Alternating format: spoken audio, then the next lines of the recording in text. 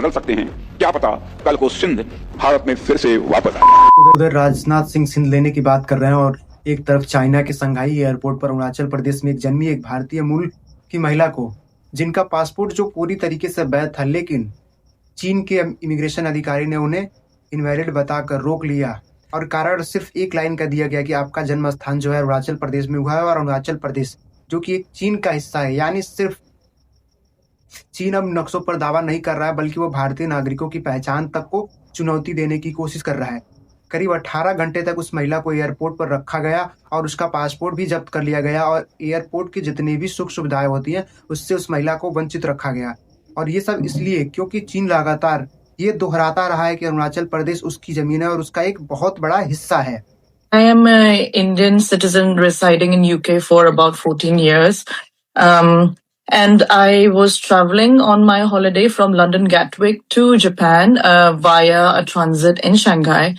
And basically, I went past the e-gates, happily queuing up for the security gates to transfer onto my next flight onto Osaka in Japan.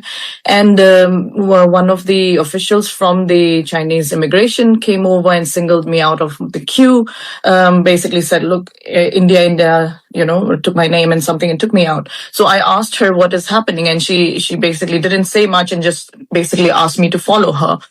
Took me close to the e-gates where there is the immigration, the manual. लेकिन अब ये बड़ा सवाल खड़ा होता है कि क्या वाकई कोई देश दूसरे देश के पासपोर्ट को सिर्फ अपने राजनीतिक दावे की वजह से अवैध घोषित कर सकता है। ये पूरी दुनिया को हैरान कर देने वाली बात थी कि अरुणाचल प्रदेश भारत का अभिन्न हिस्सा है।